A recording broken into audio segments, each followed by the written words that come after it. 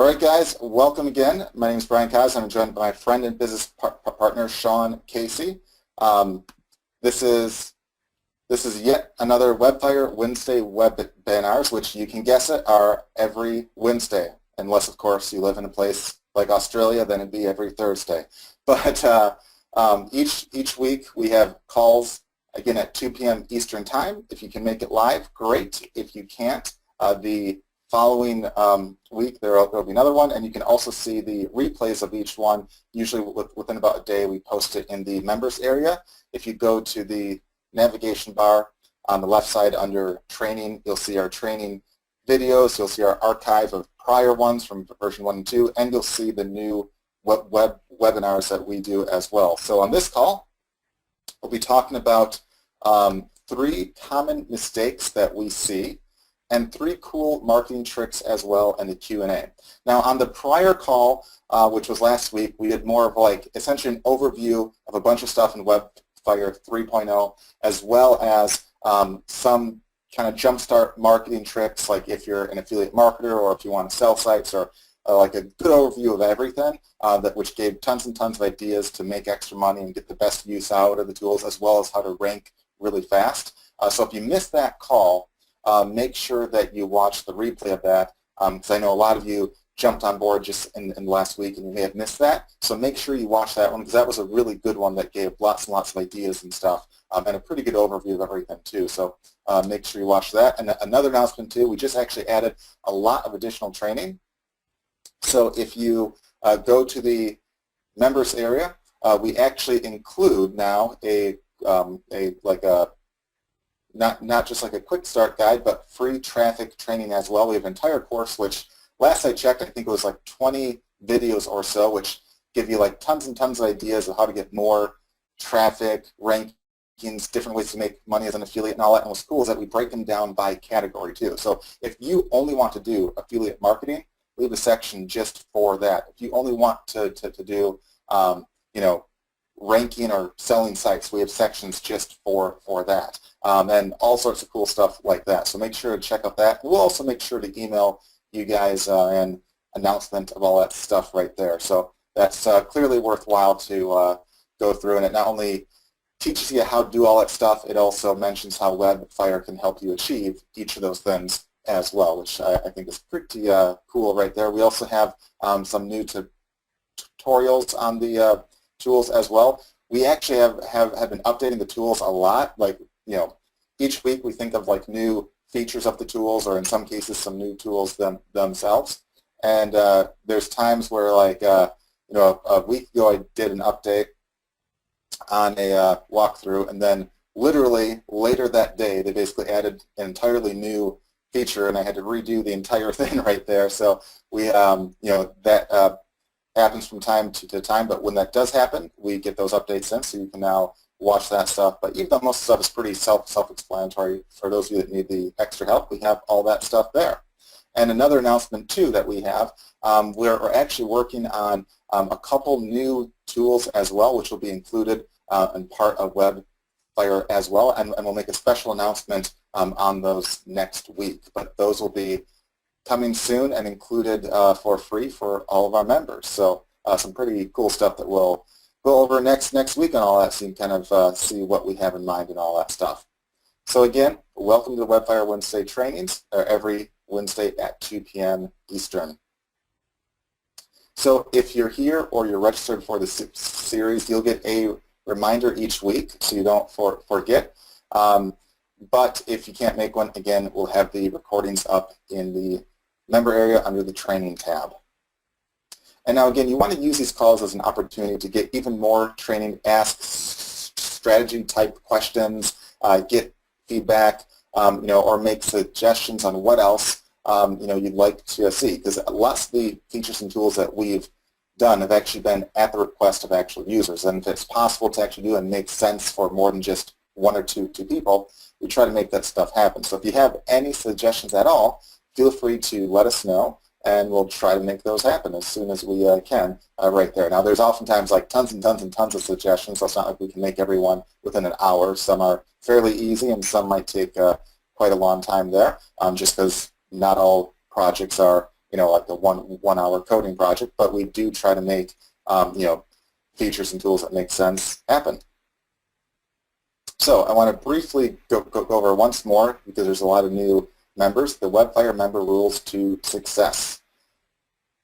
Number one, follow the steps and the trainings that we have. I oftentimes see guys that skip lots and lots of the trainings and stuff, and they try to do stuff that we go over time and time again, but they're not following the rules or the steps. And then they get upset because they don't get ranked, but they'll be missing stuff like a title tag, or they'll be missing stuff like the keyword even on their site that they're trying to rank for. So definitely make sure you follow the steps.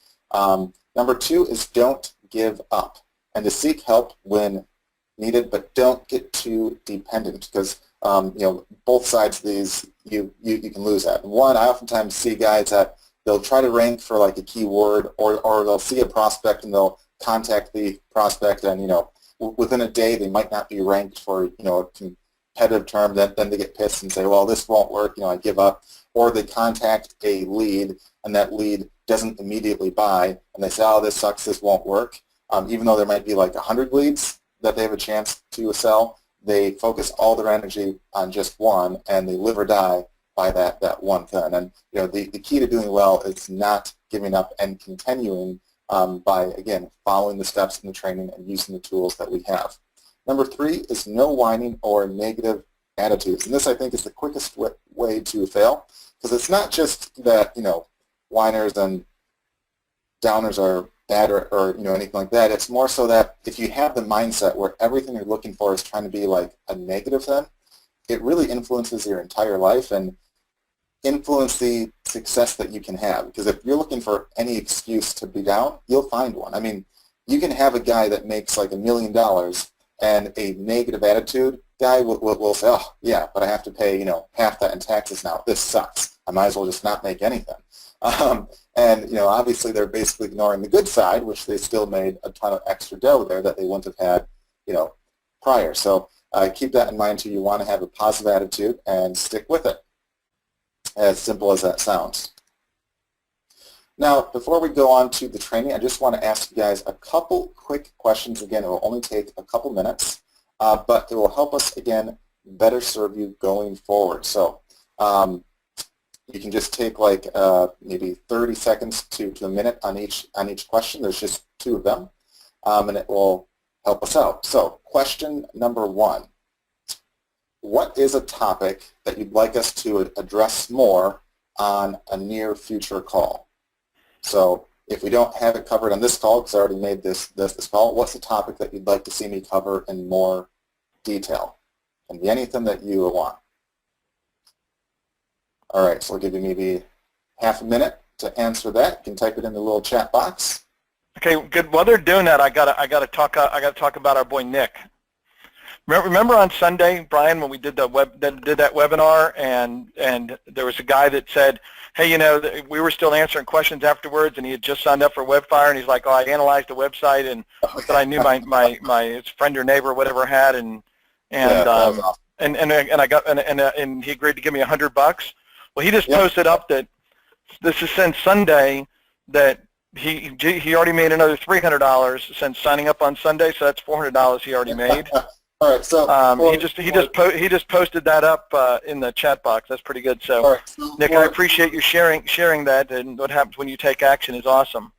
Yeah. So for those of you that weren't there, so we had a call on Sunday where we offered Webfire, and then after the call we had like a long Q&A and all that, and literally, we get a chat in the chat box that says, I already made $100. And it's like, the guy couldn't have had more than what, maybe like 10, 15, 20 minutes since he probably bought.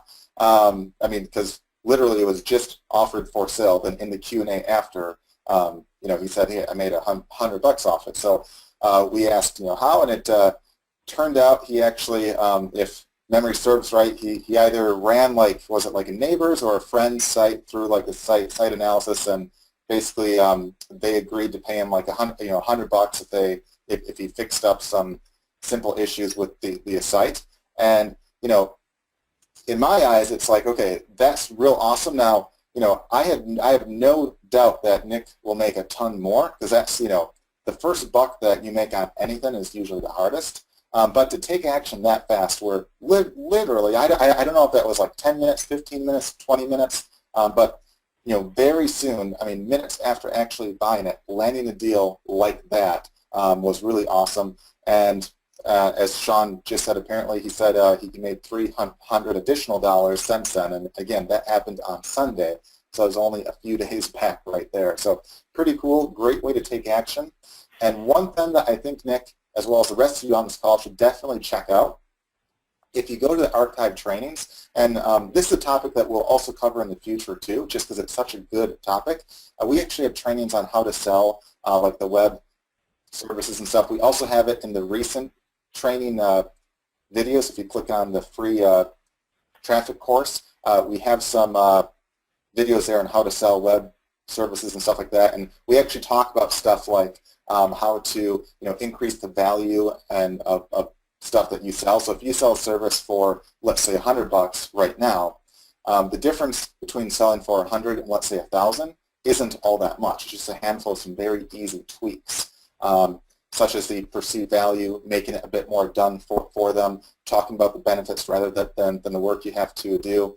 And I could go on for easily a half hour on just that, but we have trainings done on that, so make sure to check out that too, because I think that will help a ton too, and I'd be really excited to hear what you do next. So great stuff, Nick, and thanks again for sharing that stuff, because that not just obviously makes us feel great that a client right off the bat is doing well, but on top of that, I think also encourages other people that hey, if you can make it that fast, anyone can. And I think the more often you hear stuff like that, the more you're encouraged to take action yourself. So great stuff with that. So that was question one. You should have answered by now, which is what would you like a future call or near future call specifically to cover?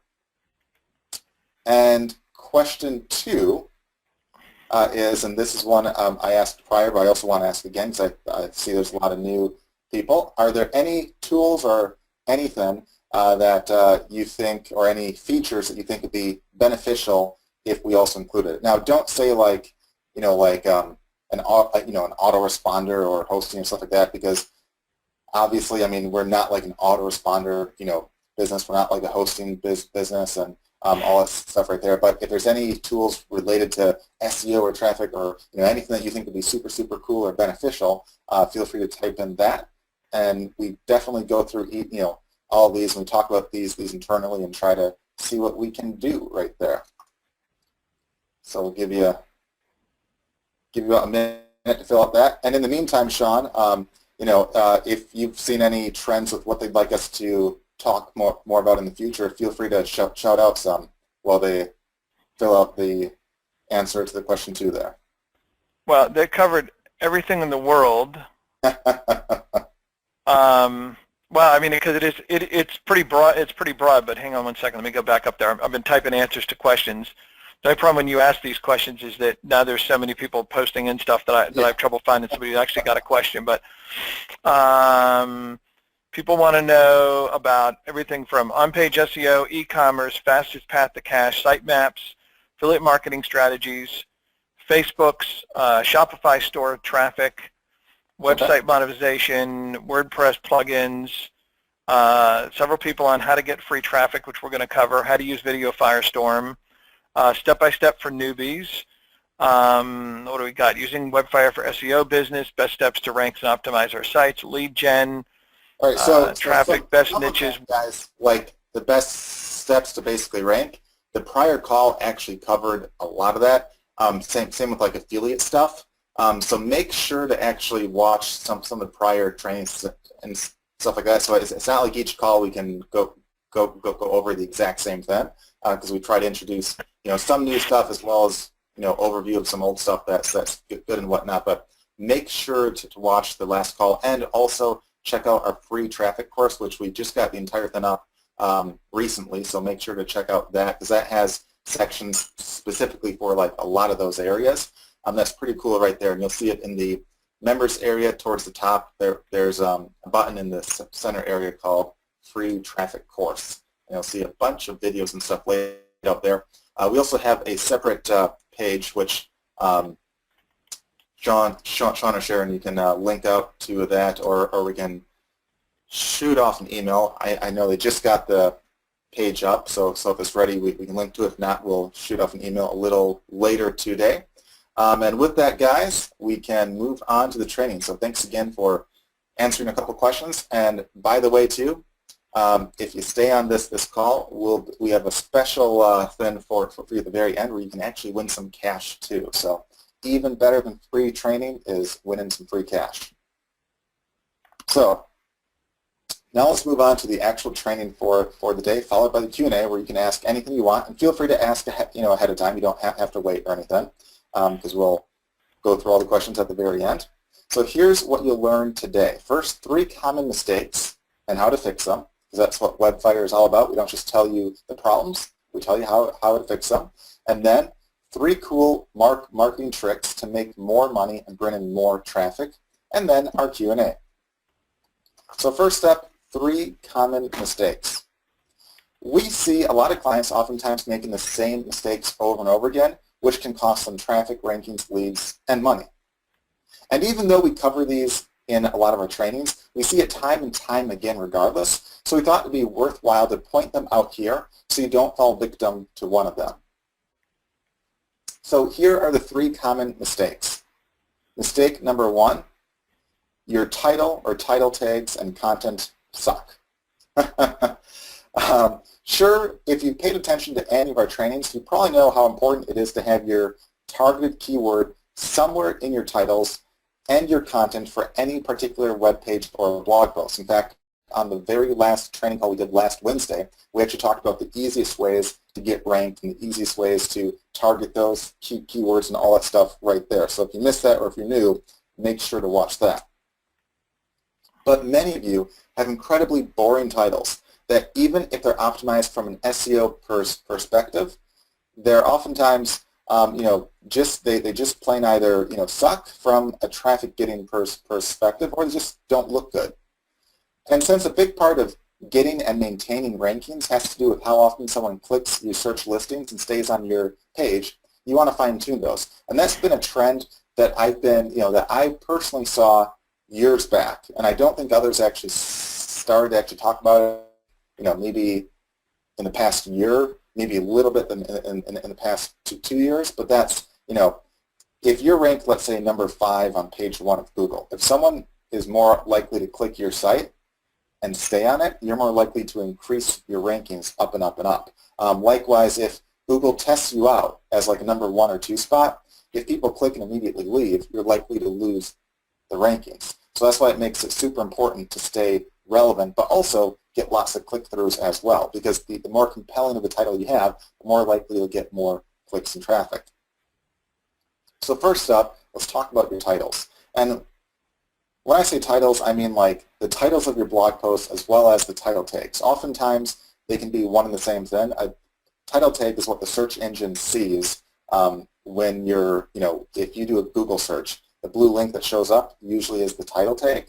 And oftentimes on a lot of blogs, the titles of the blog posts show up as the title tags. And if you don't know what any of that crap is, you can use the SEO configuration tool inside of WebFire, which can help you sort through all that stuff right there. So let's do a few examples to help give you a better idea of the differences between a good title and a bad one from both an SEO perspective and a traffic getting perspective. Example 1. Let's say the keyword is tennis forehand. So let's say you want to target the keyword tennis forehand. Let's say you've run the keyword tool and that says that's a good keyword. I don't know if it's good or not offhand because it's just an example here. But a bad title would just be tennis forehand. That's what I see a lot of guys do, because they're like, okay, well, I was told to use the keyword in the title, so I'll just call the title tennis forehand. That's bad because, yes, it has the SEO stuff, but it's not compelling. It's kind of boring. And still, a fairly bad title would be learn a tennis forehand. It's slightly better, but still kind of, boring and not too compelling to click through, especially, I mean, if you're the only site that says learn a tennis forehand, you know, you're probably okay. But if there's like competitors that are trying to target that same term, that just won't really cut it. So a better title would be learn a better tennis forehand technique in 5 minutes. Now, there's two key things with that. First, it's much more compelling, you know, because it's, hey, you can learn a tennis forehand, which is the main keyword you're trying to rank for. It says, hey, you can do it in a short amount of time, so it's compelling to click through and like, oh, you know, I'd obviously rather learn how in 5 minutes than, you know, in 5 months. And second, it gives you extra keywords you can possibly rank for. So instead of just tennis forehand, you could possibly rank for tennis forehand technique, or better tennis forehand technique, or better tennis forehand. So there's lots of additional terms that you could rank for that are contained in the same title. Another good title, you can oftentimes ask like questions and stuff. You could ask like, you know, how can you quickly improve your tennis forehand power? So in this case, you know, questions oftentimes get clicked through a lot as well if you have them as your title, and they're compelling. And this also contains additional words that you could rank for as, you know, not just tennis forehand, but it could be, you know, tennis forehand power, improved tennis forehand, you know, improved tennis forehand power. There's a bunch of like longer tail keywords that you could pick up and track as well, because that's pretty cool as well. It's kind of a way where, you know, if all your eggs are in one basket and you're only trying to rank for one term, if you don't rank, you're kind of screwed. But if you target like 3 terms basically, like some short, some long tail, and you rank for 1 or 2, that's still a win because you're not wasting that work there. Another example is if the keyword is weight loss tips. A lot of you oftentimes just have a title of weight loss tips, which would be a bad title, especially if there's competition. Still, a fairly bad title would be the best weight loss tips. I see a lot of guys that say, okay, well, Brian says to have a compelling title, so I'll add a word like the best or cool or, you know, some word like that. It's better than, you know, the prior title, but still not all that great. A better title might be learn these 3 fast and easy weight loss tips, because again, sounds much more then that you'll learn 3 fast and easy weight loss tips, and gives you an extra chance to rank for additional terms like easy weight loss, or easy weight loss tips, or fast and easy weight loss, or fast and easy weight loss tips. There's a whole bunch of additional terms that you can rank for. Like in that term, or that sentence by itself, there's probably about, you know, 8 different terms that you could possibly rank for instead of just like one or 2. Another good title, you know, if we take the question in mind, we could say, you know, are there any fast weight loss tips that don't involve starving yourself? And there's 2 things here. One, it still contains the keyword weight loss tips, but it contains additional ones like fast weight loss tips. But the question itself is compelling because it's the kind of question that people would ask too. So a lot of people would ask the question like, you know, if you do a little research, which we'll talk about later, you might find that people ask questions like that a lot. Are there any weight loss tips that don't involve starving, or are there any weight loss tips that don't involve, you know, not eating, or yada, yada, yada. And if you know the types of questions people are asking, you can actually ask that yourself and have a chance to rank for the question as well as the keywords in the question itself, and have a more compelling title. So if you ask a question, people want to see the answer, so they're more likely to click through. The last example I'll give here is with Siberian Huskies, just because I have one. So the keyword in this case might be Siberian Husky dog tricks. Now, a bad title would be just trying to target that. A still fairly bad title would be cool Siberian Husky dog tricks, because even if it's a less competitive keyword, which it probably is, you can rank for that probably fairly easily, I'm guessing. But you know, it's the fact that it's not all that compelling, so you're not as likely to get as many clicks, unless there's literally like no competition at all. Now, a much better title would be a term like insanely cool Siberian Husky dog tricks to teach your husky today. So it still contains the keyword, has some additional words around it which you can possibly rank for, and is compelling because it's insanely cool and you can teach your husky today. So it's all the more reason to click through that than the one at top, which is just Siberian Husky dog tricks. You'd be far more likely to click on this one. Another hey, one Brian? yeah? Hey, let me jump in for 1 second. we may have mentioned earlier, but two things. Number one, we are recording this. We always record the training. Second thing is you will get copies of the slides that you're seeing.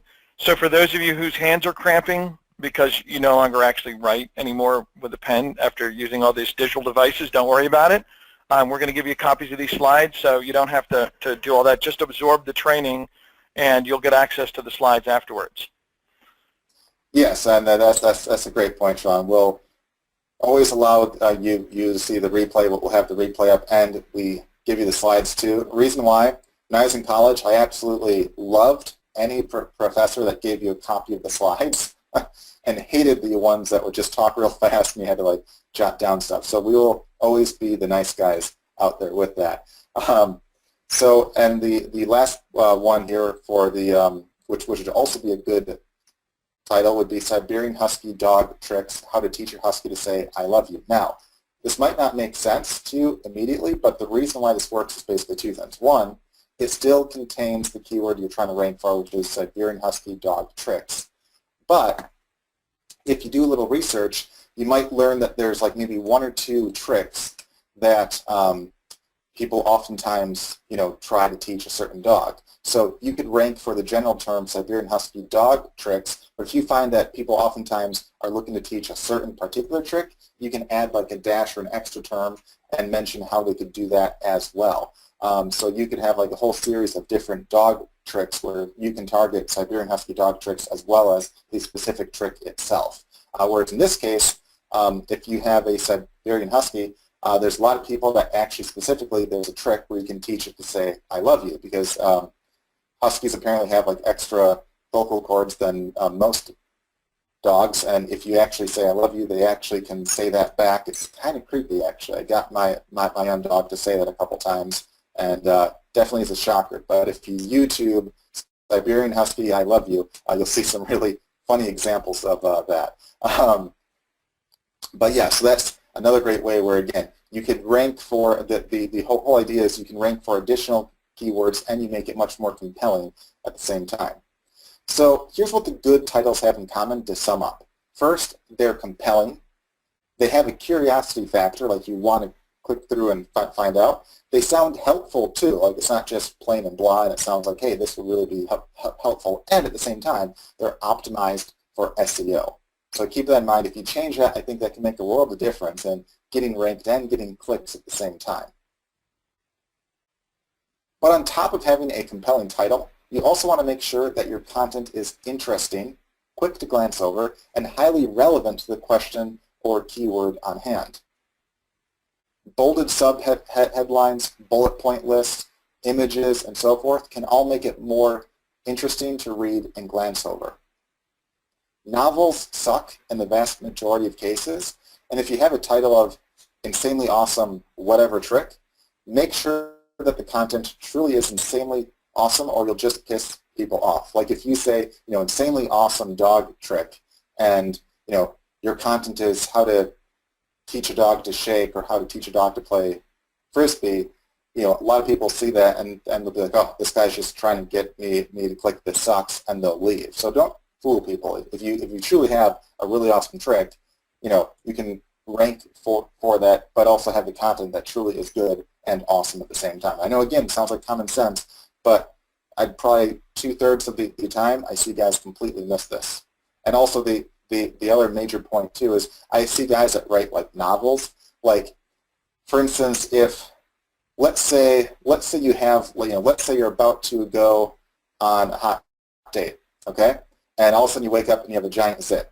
So what you do, you go to Google, you type in how to get rid of a zit or anything like that. You don't want to come across a site that is like 10 pages long where it's just like you have to read like a novel to figure out the problem right there. You'll see that, you'll immediately click back and you'll go to the next site which has like bullet point lists, step by step, or some easy breakdown of how to do just that. So again, people that are typically searching have a problem. They're trying to find a solution or information to help them with whatever problem or issue that they have. And that they don't like spending a ton of time just reading for the sake of reading. They want the problem solved fast. Mistake number 2 that I oftentimes see is that they don't have any good call to actions. If you have the best rankings, videos, or content in the world, but you lack any good call to actions, your results will still suck in terms of money being made. You might get a lot of traffic, you might get lots of rankings, but if you don't have a good call to action, you're leaving a lot of money on the table. And I see even guys that have like really awesome rankings, I see guys that are like, whoa, you don't even realize how much money is being left on the table because you lack better call to actions. We're not saying to prompt visitors to opt into lists like all over the place or have ads all over or anything like that. But if you're reviewing a product, for instance, make sure that you provide your affiliate link to the product in an easy-to-see link. Many of you will just highlight a word and have that be your affiliate link with no call to action at all. Think of how untech savvy the common Joe is, okay? So think of all the people out there and think about the average Joe. How untech savvy would you say the average Joe is? There's a lot of people that don't necessarily even know what like a link is. There's people that know, okay, a blue link that's underlined is probably a link. There's a lot of people that don't even know that, okay? And also think of like how much common sense a lot of people might lack too. So just think of that for the common Joe or the average Joe, okay? Think of that for just a second. Then consider that half of your audience, by definition, aren't as bright or tech savvy as the average Joe. So if you think the average Joe has issues, realize that half the audience out there is even worse than the average Joe. So you want to be as blunt as possible and as easy to read and as obvious as possible. So if you have a call to action, make it incredibly blunt. For instance, if you want them to click somewhere at the end of your article, don't just give a link or highlight one word that they can click. Instead, say something like, click here to grab whatever product today, and make that whole sentence a link. In fact, sometimes not only will I make the whole sentence an actual link, I'll have like a dash, and I'll include the link itself to there so they can click either one. Because there's some guys that literally don't know that, if it's all in blue and there's an underline that you can actually click it. Even if you say click here, there's guys that say, well, click here. What do you mean by here? I don't see anything after it. And that might sound funny to a lot of us, but realize there's a lot of people that aren't nearly as tech savvy as you on this call. And you might think that you might not be as tech savvy, but by being on a webinar, you're more tech savvy by far than the average Joe. So keep that in mind right there. And if you have content pages or blog posts about a particular product of yours, or if you answer a person's question about a question that they might have, like if you're using the real-time lead finder or the Q&A tool, make sure that you actually refer them to a proper page where they can buy one, instead of just giving them more info. Like if your goal is to send them to a page or to get them to buy, make sure that they see where they can buy. Like I can't tell you the number of times that I've seen websites or essentially answers where they talk about products, they say it's the best thing and yada yada yada, but there's no place to actually buy. Like I literally just saw a guy not more than like a few hours ago where he had like tons and tons of posts and answers and videos and stuff out there where he's talking about his art and how you can, for like a limited time, you can essentially order his art at like a discount and yada yada yada. And I didn't see anywhere to like check out his site to actually buy it or check out where the stuff was or see what options he had. So in his eyes, he was assuming that everyone clearly knows who he is, where his links are, where you can buy his stuff, and yada yada yada. In reality, the vast majority of people seeing that stuff don't know squat about that. They probably, if they heard about that guy, they don't know him well. Oftentimes it might be a guy that you might see him for the first time. And again, you don't know where the site is. You don't know any of that stuff. And I just saw that, and I'm like, oh my God, this guy is leaving so much money on the table by simply not telling guys where they can go to get the stuff that he's showing off right now. And that's a common mistake I see over and over and over and over again. Mistake number 3, you're all about you, and you. when trying to contact other sources for guest blog posts, JV, affiliate, or business deals, answering questions, so on and so forth. And this is probably one of the biggest that can hold people back from going further, and oftentimes it can be the difference from a guy making like, $100 or making hundreds of thousands or like $1 million. It's just, if they focus too much on themselves and not about others or how they can help others, no one really cares. And I hate to break it to you guys, but besides possibly your mom and your spouse and your kids, no one really cares about you. They don't care to make you more money just to be nice, okay? People care about themselves first and their businesses and stuff first. And if you can help each other out, it's a win-win. But you can't be greedy. You can't, say, this will make me a lot of money if you do this, because no one really cares about that. The key in creating business deals, good relationships, obtaining, happy clients and so forth is to provide value first and foremost, but to also help them first and explain how it all benefits them too. Most people I see answering questions, for instance, on the Q&A tool or the lead tools, don't really provide any value. Instead, they save maybe 20 seconds or so by just spamming a link and not much else, and then they wonder why people don't like them or why they don't get lots and lots of clicks. Okay? If someone's asking a question on how to lose weight, a lot of people take the easy way and they'll just copy and paste in like an affiliate link to a weight loss product, and they'll say, here's how, and they'll give a link. And then they wonder why a lot of people don't click through. Because you're not providing value. You come off as a jerk, and people see right through you. Whereas if you take a minute and say, well, based upon your case, I would recommend doing this, this, and this. But if you want a bunch of more info, you can check out this course right here, which you might find beneficial as well, and it goes into a lot more detail. So if they don't buy or click through, you still gave them value. So they don't think you're at that point. But a lot of them are like, oh, wow, that's useful tips. I do want to learn more. I do want to find out more that does make sense, and they'll click through. So keep that in mind, too. And it's, again, I oftentimes see guys trying to cut corners and take the easy way out, but all that really does is you just shoot yourself in the foot, and that's all it really does.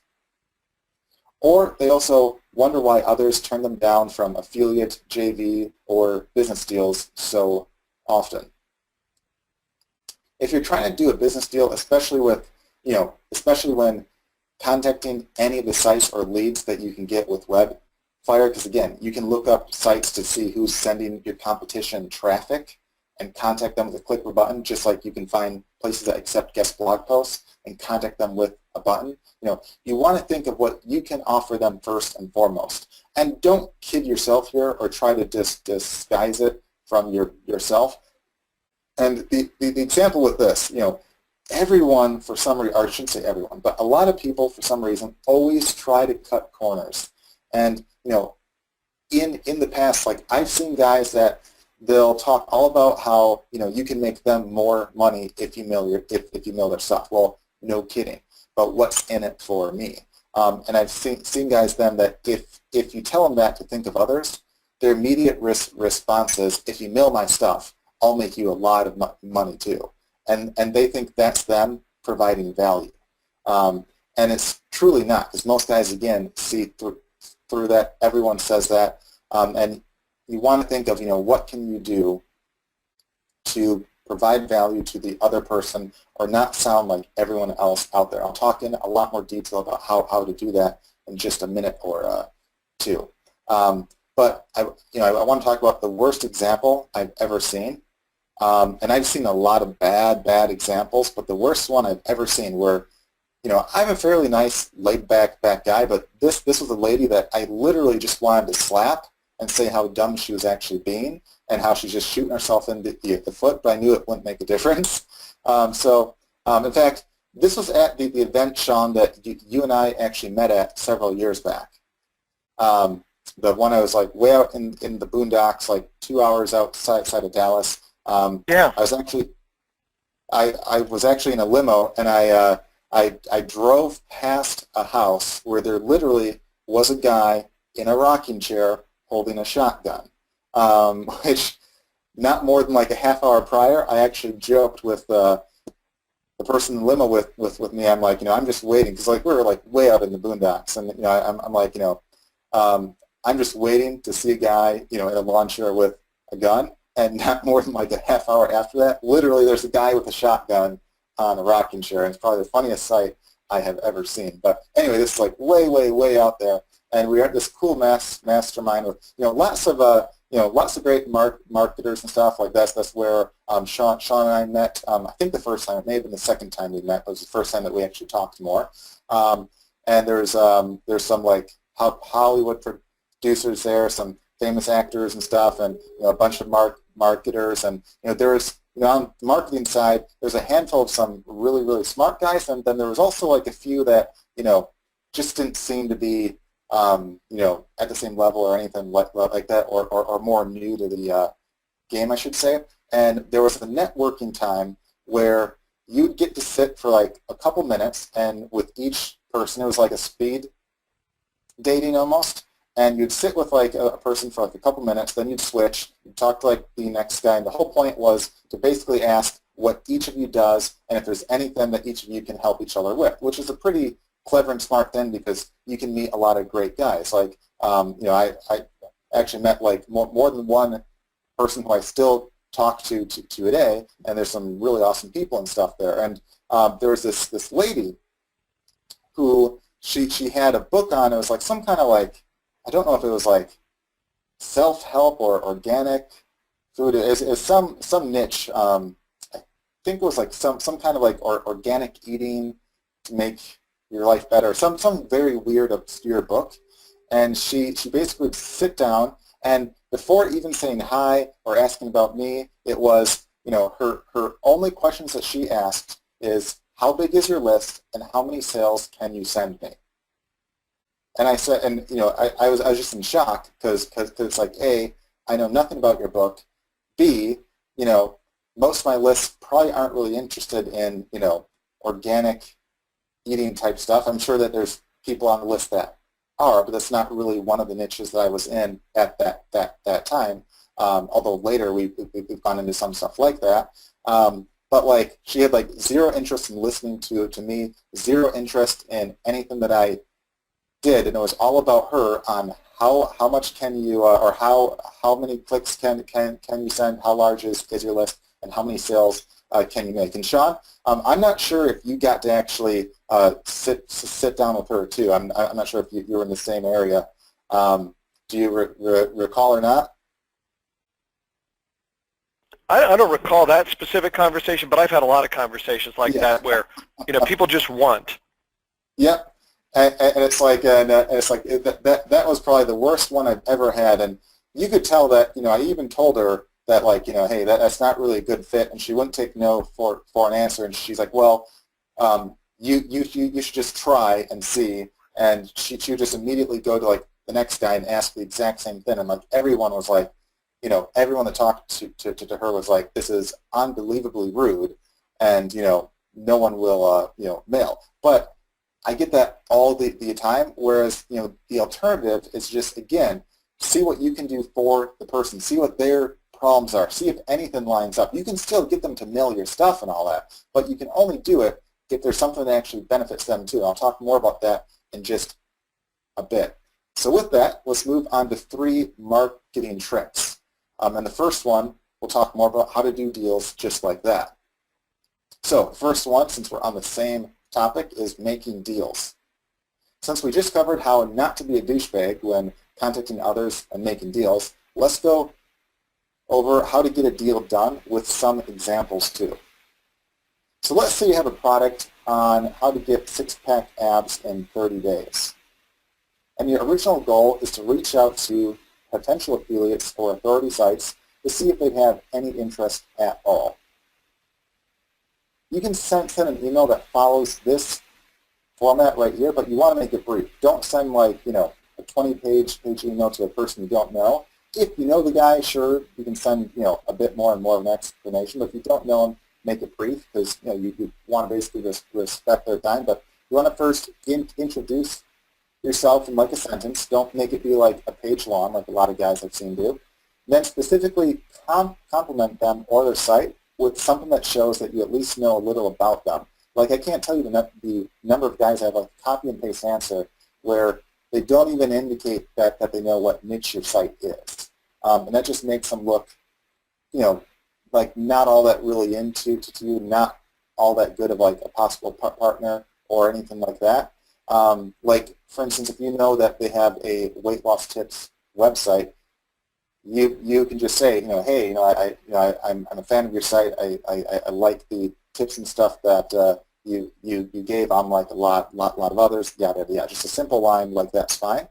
Then state your intentions. Like, you don't want to beat around the bush. If you're there to make a deal, or if you're there to do whatever, state your intentions up front, because a lot of business guys just want like deals and stuff done. They don't want to waste too much time.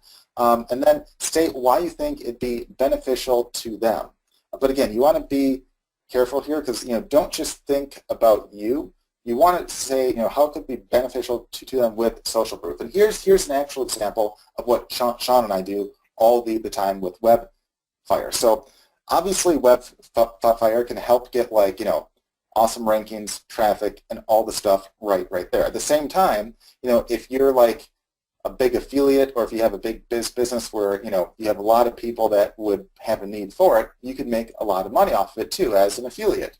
So what we oftentimes do is we'll actually target product owners or other marketers or vendors that we think that their clients would have a need for this. For instance, if there's a web host, we could contact them and say, hey, this is what we do. This is a bit about us, and then we say, hey, we have basically a tool that can legitimately help guys rank. It can do this, and that. Make it super brief, and then say, we have some awesome, case studies of guys, doing this well, and we also have lots of affiliates that have made as much as X amount by just having us on the back end of their offer. And because you have all these hosting clients, we feel that it would probably help retain them longer and be an awesome product that they'd have a relevant need for, and we'd offer them free training regardless if they buy or not. They would see like a training video that tells them some stuff that they can do by hand, and then how Webfire can help basically automate that. So what we give to the vendor is a way where they can give free training to their guys. Their guys can basically benefit, but at the same time, they can give them an awesome deal, and if the guys buy, they get paid a cut of that too. So it's a win-win where both sides can make more, and there's a lot of value given to the actual clients too. But on that same note, especially if you're more new, you want to follow up the message by basically offering some alternative options. So if they don't want to do an affiliate deal, which some might not, especially if you're brand new and they don't know you or anything like that, you want to give some alternative options, which I'll explain on the next slide here. So your goal might be to do an affiliate deal with them, but you have to give yourself more options sometimes, as not everyone is interested in that. So you can ask if they'd instead be interested in something like one of these. One, possibly a potential white label deal where you do all the work, all the support, all the product creation, all that, and you show proof that you do good stuff. Like, you show the videos that you have right now. You show if there's any like happy clients. You show that. You show as much as you can right there, and say that they can even process payments themselves and label it as theirs too. Now, the reason why this is good to basically mention, there might be guys that don't want to promote outside offers. If you offer them a white label deal right off the bat where it's hands-free, where you do all the work and they can call it their own, oftentimes they're much more willing to talk about a deal, even if you're brand new, because again, they're branding it as them, so they don't really care about you at that point. And so as long as the quality's there and they think that it's a good deal for them, especially if you offer them, if they get to keep basically the lion's share of the profits there.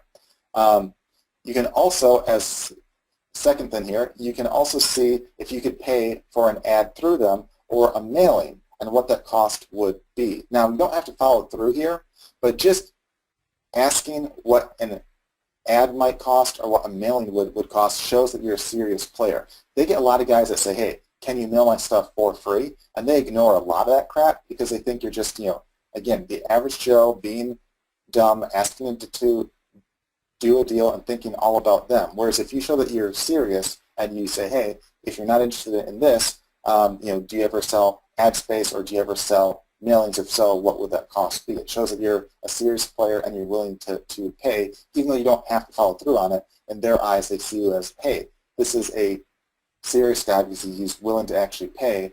So he must have some good stuff then.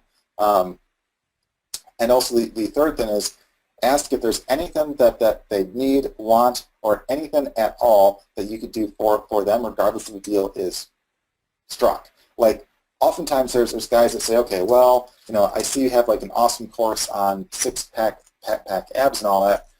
They're like, we already have a course on that, but if ever you have a course on this, or that, we could be interested in possibly doing a white label type deal. So if you simply ask them what else they could possibly be, needing, oftentimes they'll tell you exactly what they want, and if you can provide that, you're much more likely to land a deal because they basically told you what they want, and they'd feel bad if you immediately came back with a solution and they didn't do a deal with you. And I've made a number of deals just by simply following the format right here. So again, keep that in mind, guys. One deal can be worth a ton of dough. In fact, I'll give two examples about how I basically emailed guys that I did not know initially and made some pretty good deals with. So one was years back, probably about, several years back actually. I did a real estate software deal where I had some software that worked really, really well in one niche, and I thought, gee, this could easily be tweaked to work well in the real estate niche, but I didn't know anything about, the real estate niche. I didn't have, a following in that. So, we reached out to a couple people and basically said, hey, here's some software that we have that does this, and that. This could easily be tweaked to fit real estate this way. Here's an example of how it can help your clients. And here's an example of what kind of price points we can sell it for. Would you be interested in possibly doing like a white label type deal, yada, yada, yada. And almost immediately, I got one person that was like really interested in it. And very, very quickly we got a deal up where in a matter of a few months, we actually processed over $1 million, if not well over $1 million in sales. We got a pretty good chunk, of that as our share, and it was all hands free. All we had to basically do was provide the product and also have someone in charge of the support. They did all the selling, all the marketing, all that stuff right there, and it simply happened by reaching out. And they didn't know me at all. I mean, I'm sure if they researched a bit that they could find out some stuff, but it wasn't about me. It was about the product that, I had and the product that they could have and the deal that they could have in place. Another time is with speaking engagements. So years back, myself and Sean don't really speak as much now, but years back, several times a year, we'd speak at like a marketing conference and stuff like that, until all of a sudden it was like, it's a lot of work to like fly out to like another place, speak, and fly back. Where we can do the same thing online on calls and stuff like that. So now we do almost exclusively online, but occasionally we still do like a few events and stuff. But way back when, probably like maybe 8 years back or so, when I was more new to basically the internet marketing field, I was still, I was selling stuff online, doing well and all that, but I didn't really speak at events or anything. But I thought, hey, I see some guys selling quite well there. I bet I have some stuff that could sell well. So I found a guy that was in charge of like a bunch of large events, and I just did like basically a cold email to him, reached out, followed the exact format that I basically gave right there, saying, hey, I see at your last event you had guys that talked on this, and that. If you guys are ever interested in talking about, lead gen, yada, yada, yada, I specialize in that. Here's some stuff that, I talk on. Here's a copy of a PowerPoint slide if you want check out the stuff I have, and here's some products that I have out there.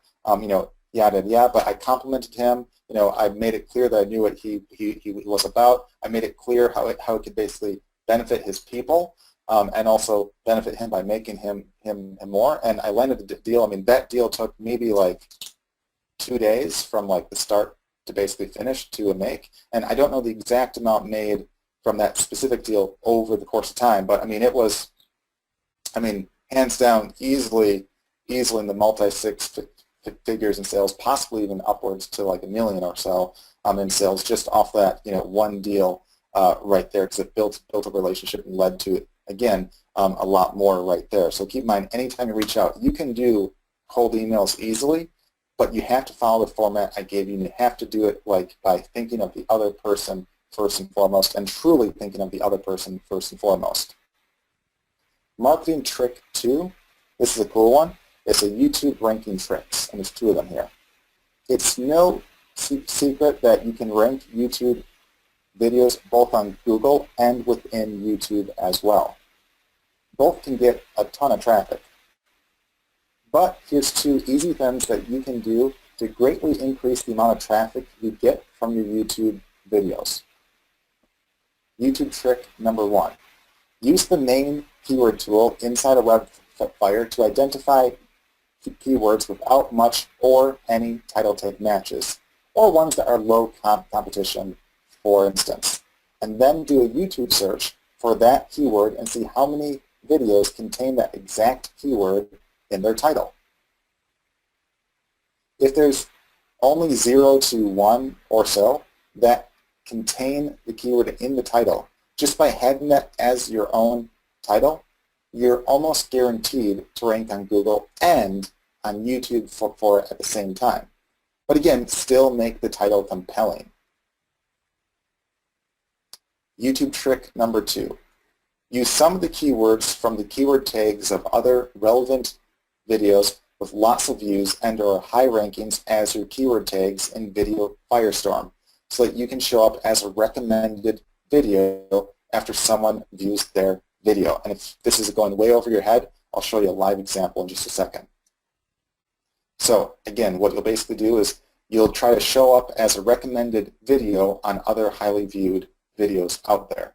So what we'll do, I'll just pause my screen for a second, and we'll switch to the browser. That just takes a second to switch over.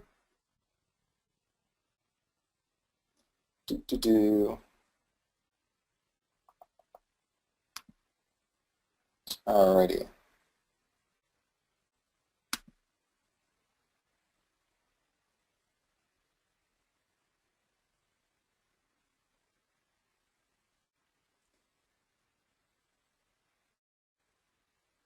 Alright, so you should see my screen right now. And you can look for any video in your niche that gets like lots of views. So right here, I randomly picked the Rogue One trailer for the new Star Wars film. And what you want to do is you want to wait until the ad is actually done, or skip the actual ad first. So wait till it's the video itself that's actually playing. Then you want to go to view the source. Now I'm in Chrome, so the way to do that is you go to View, then you go to Developer, then you go to View Source. Now in a lot of other browsers, it will just be View Source, or it will be under Edit or View, and there might be a button that says just View Source right here. But in Chrome, you go to Developer first and then View Source. If you're not sure, and if you use a certain web browser, just Google how to view source in whatever web browser you're basically in, and probably the first result you'll see is how to, do just that. And once you do that, it will pop a window like this right here, which would be the source. And then you want to go to Edit, Find, and then just find again. And you'll see a pop-up in most browsers like this. And then you want to type in literally the word keyword. Not the keyword you're trying to rank for, but just literally type in keyword. And then you'll click next, and it will jump down to the keyword tags. So there's a bunch of code here, and the keyword tags show up right next to it. And in this case, these are the keyword tags that they're trying to basically rank for, or that they say the video is about. So what you can do is when you use the Video Firestorm tool, you can actually enter as your keyword tags some of the same words that you see right there. And I'll show you what I mean by that. So right here, if we go to the Video Firestorm tool, I just have up a demo one right here. Under the keywords that you'll see right here, you can copy and paste those in, or pick a few of those to list right there. So that will basically optimize your video for that.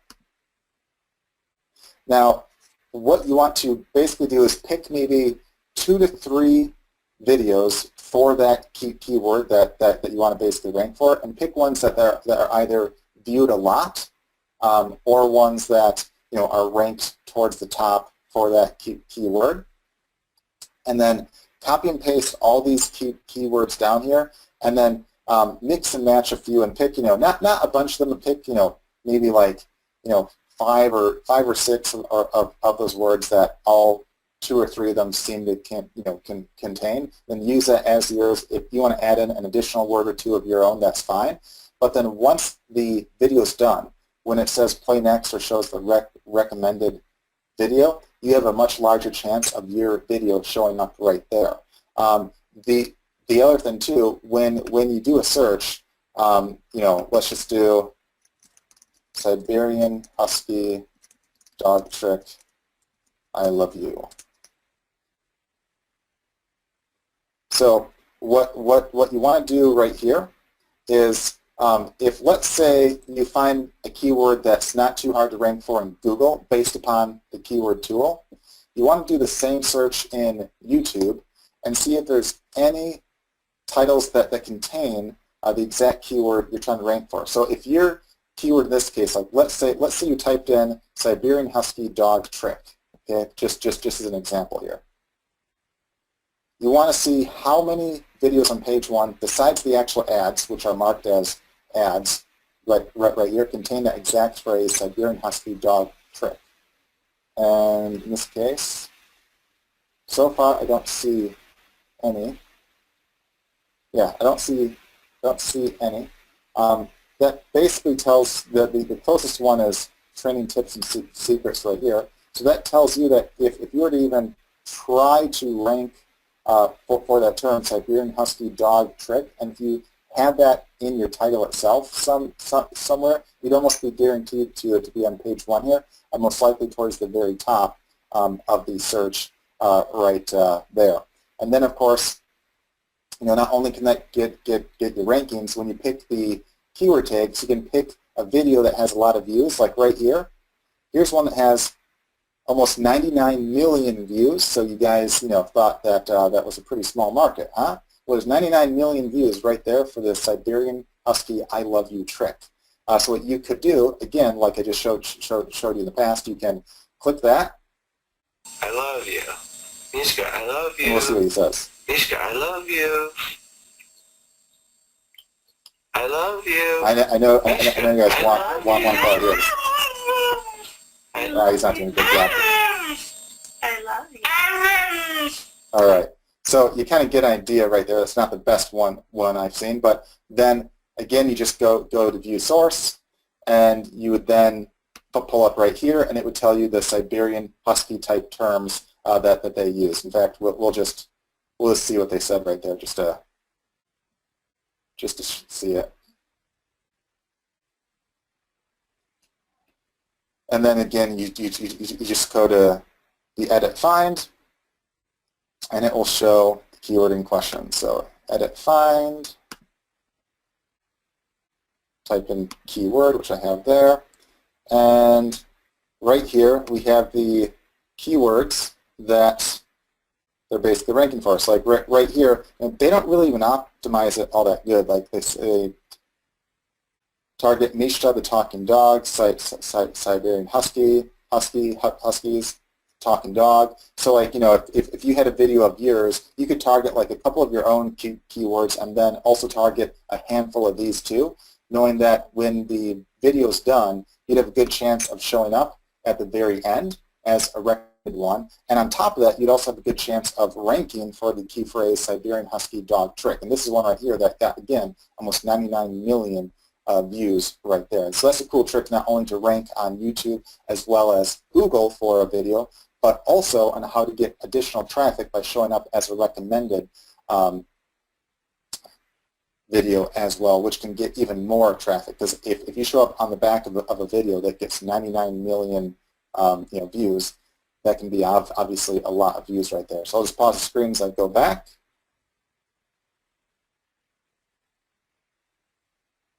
To the PowerPoint.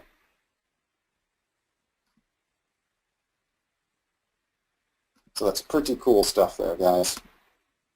So marketing trick number 3, which is our last trick right here. Use the real-time lead finder or the Q&A lead finder, or just brainstorm all the potential questions people ask in your niche, or that they might ask in your niche, and then do 2 things. Number 1, set up searches for the keywords in those questions so you can help the people that are basically asking them, and then drive more traffic to your site, target prospects better, and also get free exposure on as many of those, as many of those questions also tend to rank well, so your answers and your helpful info will show up there. Number 2, write some blog posts with those questions that you brainstormed as the titles, and then answer them thoroughly, and make it interesting too in the blog post itself, as questions are oftentimes used as search terms, but they're oftentimes completely overlooked by people trying to rank for those terms. And they're oftentimes overlooked, oftentimes by the search engines and like analysis and all that stuff. So people use questions all the time, but not a lot of sites try to rank for those. And if you're trying to ask a question, if you can help answer the question, that's like the best kind of prospect that you can get, and that's the best kind of targeted prospect that you can essentially get there. So avoid those mistakes and do some of those marketing tricks, and you'll be off to a great start. And what we'll do here is we'll switch to the Q&A, and then right after that, we'll give some cash away. So unless you want to do that first, Sean, I'll leave it up to you. No, let's do some Q&A. All right, guys. So Sean, if you just want to ask. Do you want me to randomly shout out one of the 100 questions I've typed an answer to? Yeah, that sounds great. I'm going to answer the easy one first. Will this be in the members area? Yes. Okay, great. Okay, we've now answered all your questions and done that. Okay, so yes, all this, what Brian just went over, all this recording and the PowerPoint slides will be posted in the member area later tonight or first thing in the morning. It will magically appear there, and you'll be able to watch that and do that. So Debbie had a quick question, Brian. How often should you submit your site in the SEO and keywords? And I think she means the site submission tool. Sure. So with that, with the site submission tool, each time you do like a change on your site, or you write like a new blog post, or you change your web page around, submit specifically that web page or that blog post itself. Not necessarily the site as a whole, but the URL of the page that you change. But with that, don't purposely change it like 20 times a day. Like, it's meant to basically alert search engines to anytime you make a change or you have a new blog post or anything like that. So as long as you legitimately use it to alert them to a new blog post or to a new change that you make, like if you change the title tag, you can alert them to that, that's perfectly fine. Next okay, another question? Yep. Good. Wow, there's a lot of questions. Yes, and the PowerPoint will be in the members area. So you'll see in the members area where we've got PowerPoints for trainings, you'll see the video training, and you'll see usually right underneath it or next to it, you'll see a link to download the slides. So they're together. They're not in two separate places. We don't make you go hunting and searching for that. Harmesh wants to know how you get rid of old ranking searches in the rank tool, so when you do a ranking test, it's not clear straight out what the result was. Say that once more, Sean. I didn't quite follow. How do you get rid of old ranking searches in the rank tool, as when he does a ranking test, it's not clear straight what the result was? I'm not quite sure what you're asking, but if you're basically asking like what the newest result is, it will tell you the date of the last search. You can also click refresh, and it will slowly refresh that, and then the date will change to the latest day and the latest ranking too. And if that's not what you were asking, feel free to clarify a bit. All right, and Carrie, you said you must have asked a question earlier, and at the bottom you said just a technique or two, but I don't know what that refers to, because not to be funny, there are several hundred people on the call, and you guys type questions faster than I can read, much less answer. So clarify that for me, and we'll get that. Simon asked, how do you add keywords to sites on the dashboard widgets? How do you add keywords to sites on the And dashboard? Simon, do you mean when you're tracking rankings? Or what are you trying to add them for? So, okay, so I'll basically answer that in a few ways. One, so if you do the Getting Started button, it prompts you to add a website and a keyword. When you add a keyword, it will give several suggested keywords. You can click on any of those and track those. You can also, in the keyword tracker, at the very top, you can type in any keyword you want next to any site that you also want it to track in, and it will add those words in. And there should also be a walkthrough on that too. Good. And so Debbie asked, how many keywords should you use, like for in a title, blog, picture, like when you're setting up a page, is there an optimal number of keywords? And I think she also means the number of words in the title. Actually, like, can it be too long? Because some people were asking about that. Yeah, so it can be too long. Off the top of my head, I don't know the exact length offhand. I know it, just not offhand. But but I never get near that. The rule of thumb is like, make it like less than a short sentence, basically. So if you have like 8 words or so, that's fine. Just don't have it be like 2 or 3 sentences long, because it won't show up and it looks bad.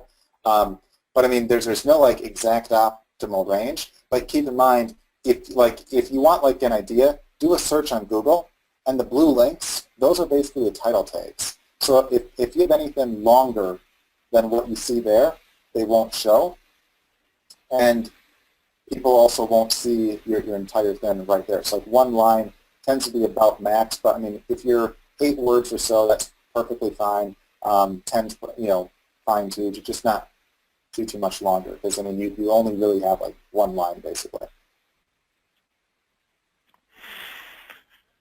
Okay. And somebody's asking.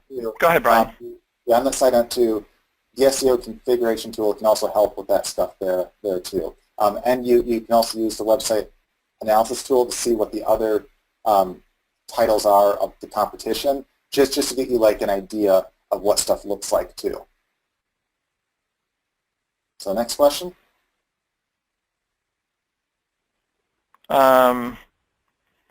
Okay, is the title separate from your URL? Whoops. And Tim just typed a question so long and it took over my entire box. Okay, go ahead, Brian. Yes, so a title and a URL are 2 completely different things. A title can be one of 2 things. So there's a difference from a title and a title tag.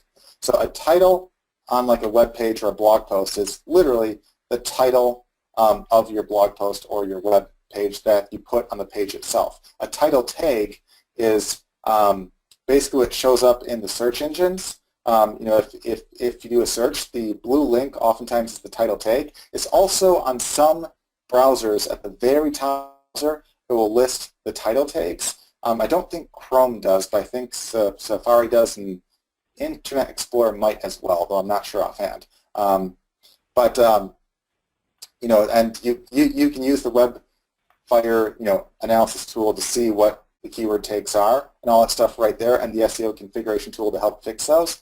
But essentially, you want to make sure that, you know, I oftentimes, the titles I use on the page itself, I also make the title tags. But having said that, the URLs, which are the links, like where your web page is, like if your site is, you know, website.com, you might have a blog post that's like .com / yada yada yada.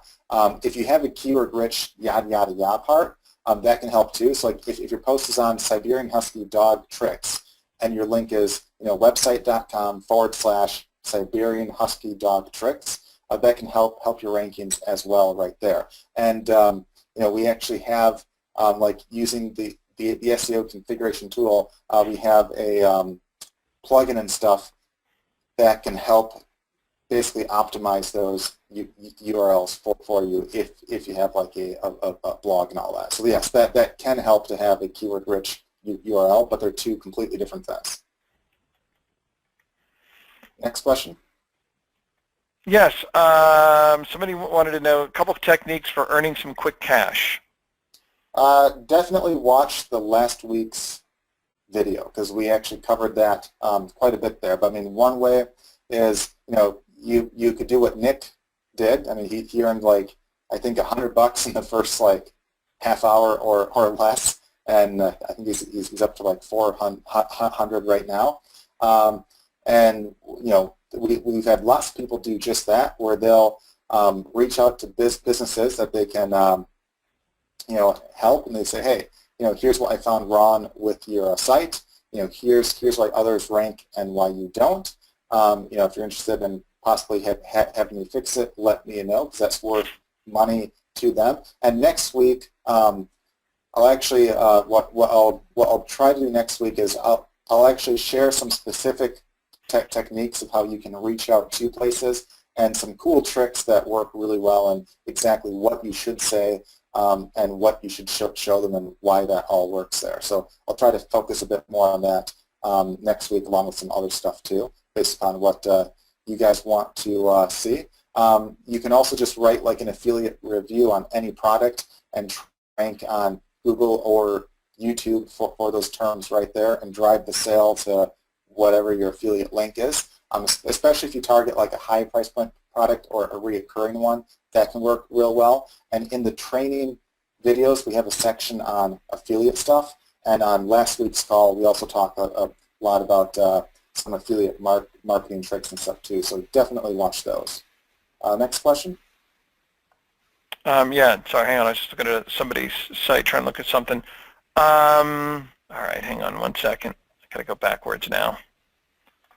You guys slowed down and we're catching up. I want to encourage you. Dale wants to know, can the expired domain name search with the keywords found in the keyword tool? I know that I said keyword a lot. Yeah, so I think what we basically do, so the keyword tool, you can type in a keyword and it finds 50 related terms for keyword tool, and for the expired domain tool, we have it set so it searches like either 10 or 20 at a time, so it's based upon the same keywords. It'll just search only 10 or 20 at a time instead of 50. Reason being, it's a faster search, and we found that if we search for like 50 at a time, people would get upset because the search would take longer, basically, because it goes through every link on every page that it finds there, so it takes a bit to find that. But yeah, they're based upon some of the same kind of keywords. So what you can do is, you know, if you type in a keyword, it will find, you know, several related keywords and search that. And then if you type in another related keyword, you know, it can find even more. So you can definitely do that same thing. Yeah. All right. So somebody wants to know if it's good to use the original content of a website versus something else. I'm not sure what else they really have in mind, but For what? I don't know. I was All right. hoping you would understand that. So it's Sunita. Hopefully that's how you say your name. Tell me what you mean more by that question. Because they asked, is it good to use original content on a given website or switch it up? And while you're doing that, let me find out something else. Well, I don't know what they mean by switch it up. I assume they might mean like, is it good to have original content? And it definitely can help. Although you can have sites that are curated or don't have original content and still rank, especially if you optimize like the titles and stuff. But yes, having good original content can help. But if that's not the question, feel free to clarify, and we're happy to answer. So. Oh, I see. She was given a website to promote a product, so she's asking, should she use exactly what came on that, or should she update that? So if like 1,000 people have the exact same website with nothing changed, you're trying to rank with 1,000 copies of the exact same thing, and Google can sometimes view that as like, okay, well, if nothing's changed, there's no reason why they should rank 1,000 sites for the exact same term.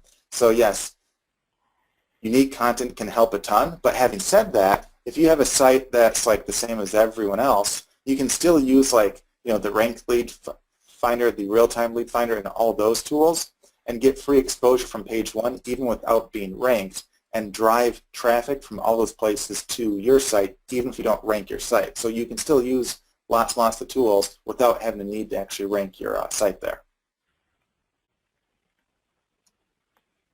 Next question. If you buy an expired domain, do you make a post on it and send traffic to your site? You can if you want. So on the last call, I think we actually talked a bit about that too, if memory serves right. But if not, it's essentially there's a few things you can do. One, you can just redirect the traffic to your own site, or you can turn it into like a new site based upon the same topic, and create like a quick new blog and stuff like that, which you can have, your like affiliate products. You can mention your own products. You can sell it on flippa.com or other sites like that. You can also redirect the traffic to an affiliate link. So if there's like an expired site on organic dog food, you can have it redirect to your affiliate link for a place that sells organic dog food, including like Amazon or someplace like that too. All right, next question.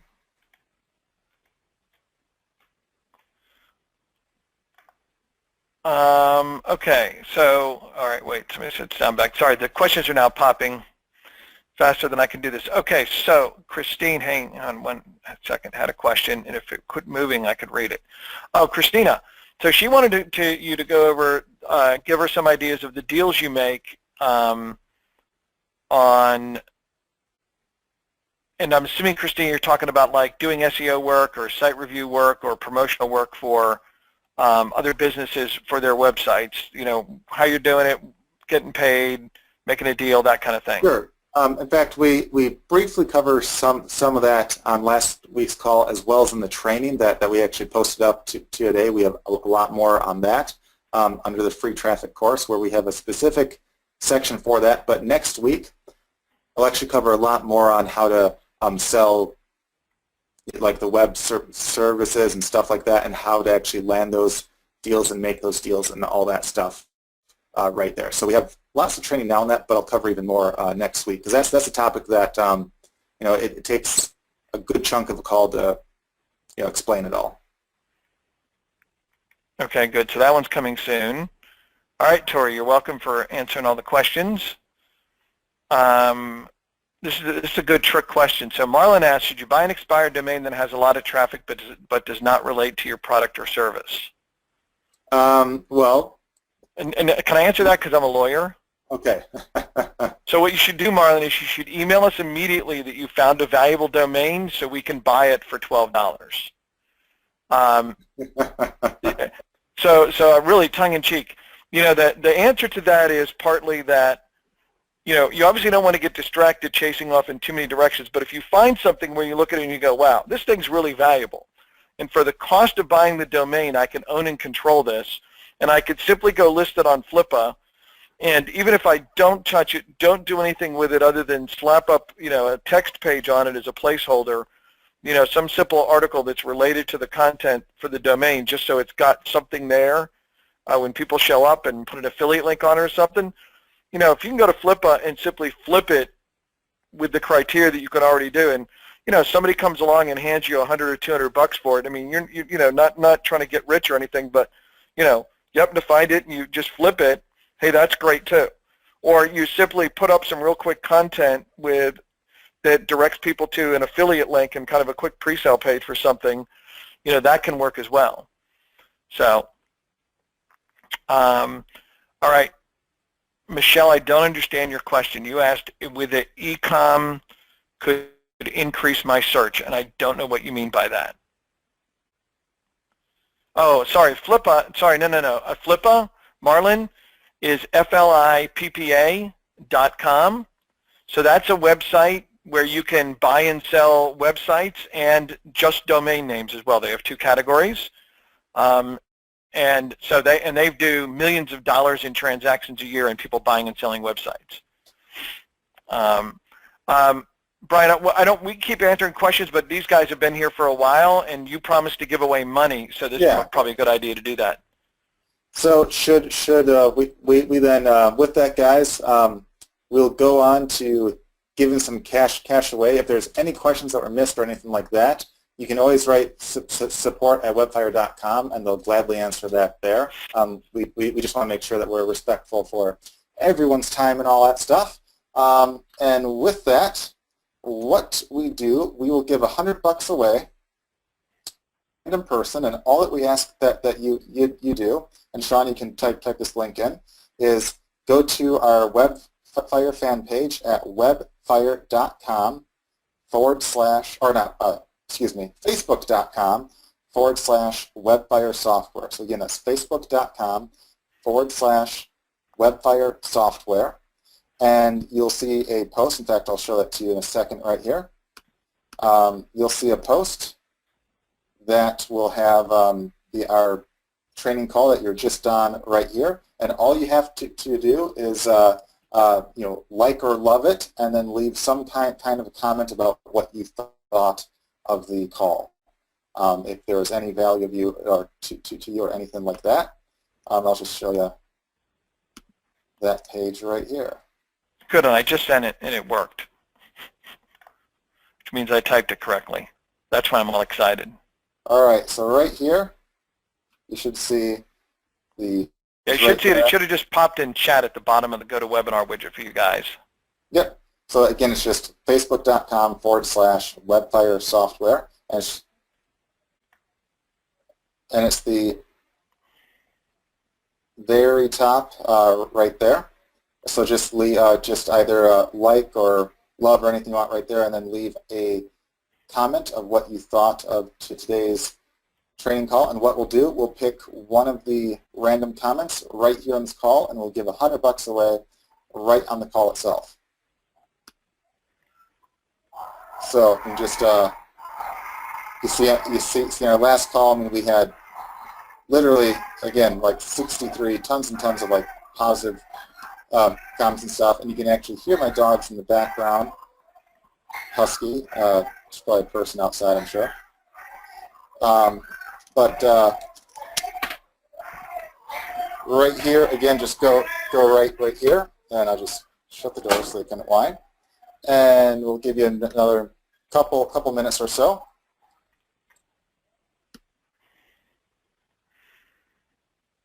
All right, we see so far there's 26 comments in total and 37 likes and loves and all that. So we see lots of love and lots of likes too, so that's always good right there. And lots of comments. We'll give it maybe another minute or so. So thanks, guys. There's a lot of you on this call, and we always love to hear feedback and all that stuff. Yeah, and I'm going to answer. There's a couple questions I want to answer before we actually wrap up, but we wanted to do this since everybody was here, and I know some people were hanging on because They were saying good things, so we'll let you do that, and then we'll give away cash money. Yes, Gene, there will be the replay. All these will always be recorded, always be posted in the member area within 24 hours inside of Webfire, and we'll also send out a link to them as well, so you'll know that they are posted and live and ready for your viewing pleasure.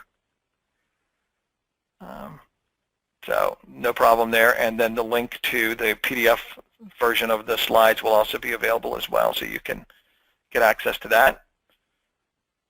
I love the easy questions when you guys ask the easy ones because I know the answers.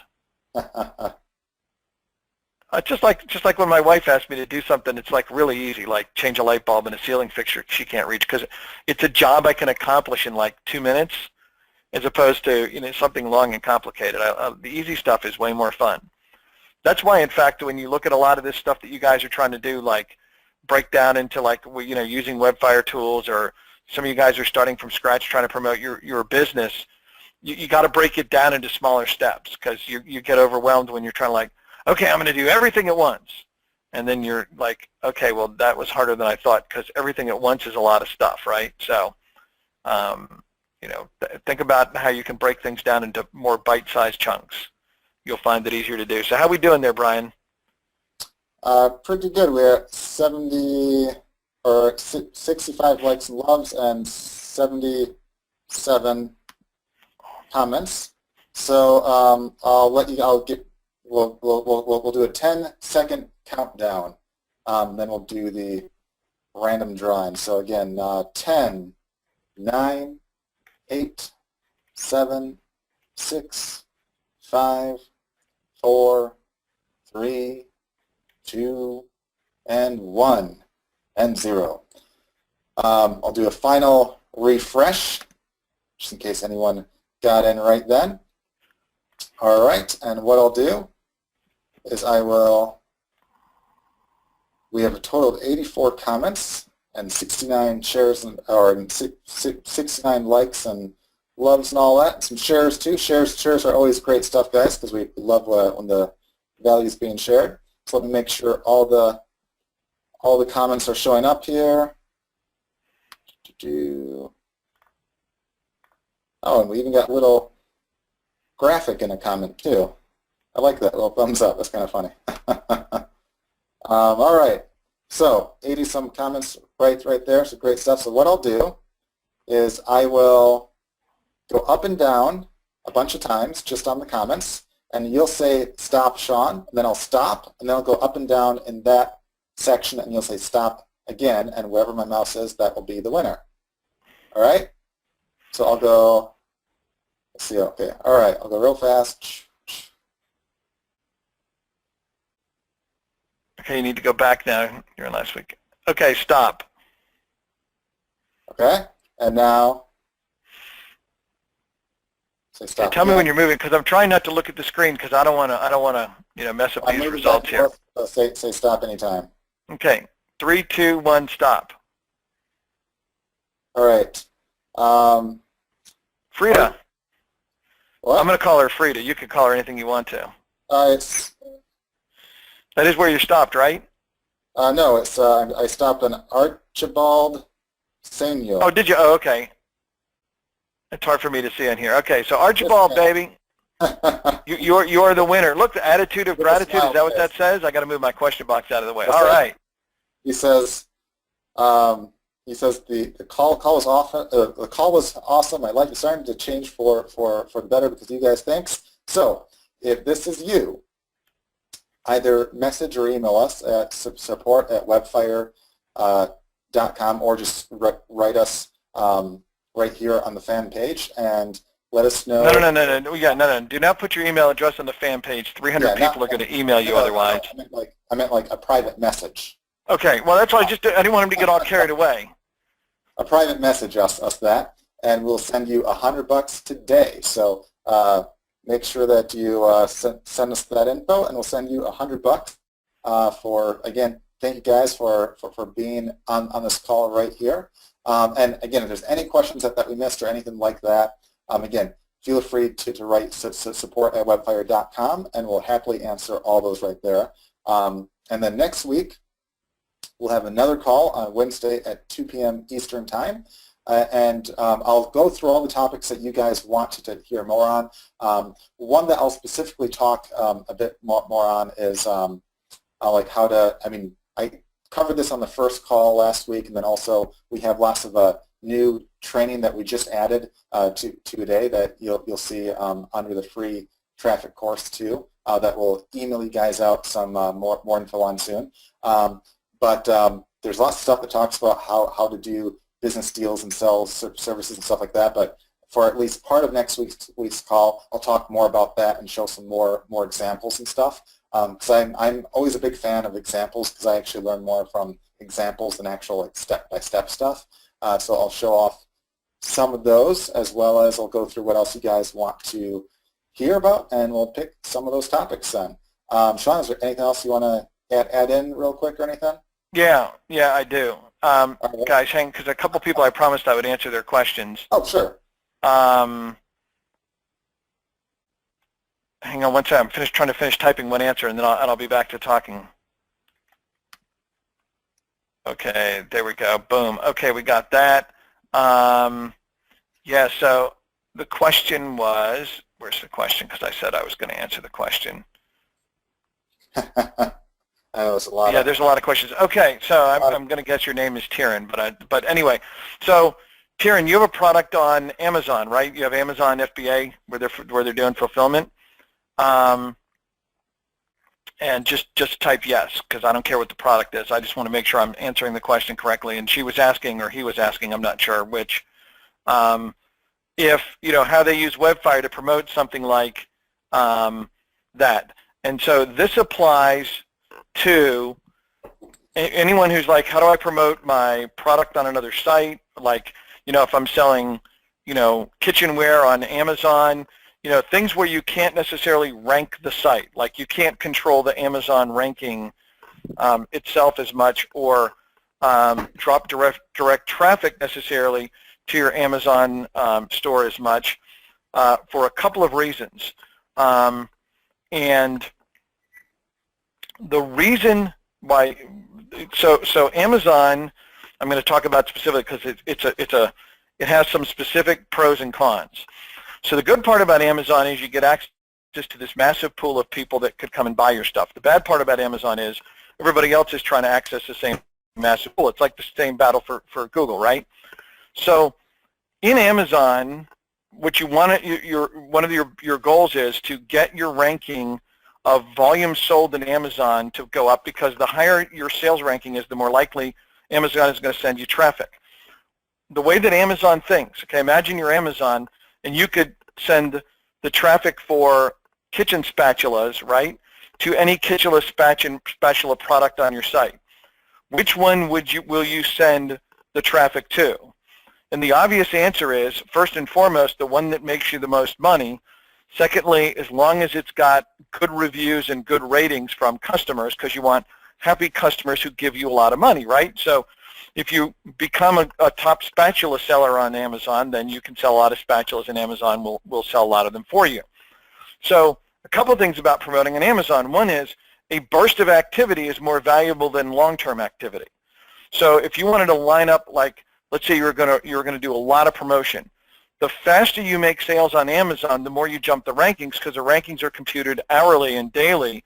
So if you make a lot of sales fast, you jump the ranking. The more you jump the ranking, the more likely it is Amazon's going to start to recommend you and feed you more business, okay? So it's like, this is how you game the Amazon system, essentially, okay? So, but what the flip side of this is, Amazon also measures, this is why I wanted to give away cash before I answered this question. It's a long answer. So the flip side of the Amazon equation is that Amazon says, hey, I wonder how good it converts when we send traffic to this spatula product, right? And so they look at it and they say, look, people are going to this product, but they're not buying it. So if they're not buying it, well, then we're wasting the traffic. So this is why you don't necessarily want to send cold traffic to your Amazon product, because if you just send a bunch of crappy traffic, or traffic that doesn't convert, which therefore is crappy, the Amazon is going to be looking at this and saying, well, that guy's getting traffic, but he's not making us any money. If he's not making us any money, then we don't want to send him any more traffic, right? So you want to send warm and fuzzy traffic to your product. So how do you do that? Now you treat this almost just like being an affiliate, okay?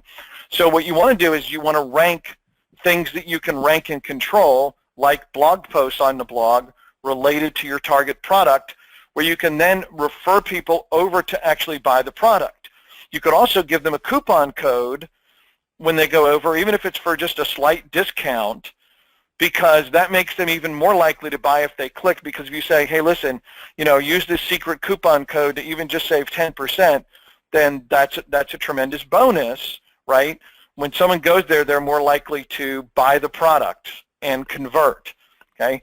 So what you want to do is you want to work on, really it's almost like the same affiliate techniques, except instead of feeding that traffic off of blog posts or videos or posting in ranked, in the ranked lead finder or using the real-time leads, instead of sending people, directly to your product page, a lot of cases you'll want to send them to the pre-sale page, which is a page that then talks about the attributes of your product. And so whatever your product is, what you want to do is figure out the keywords people use to search for your product or for the problem that your product solves. Like let's say you have a back scratcher, right? And somebody says, they don't necessarily search for back scratcher. They might be searching saying, my back itches, what do I do, right?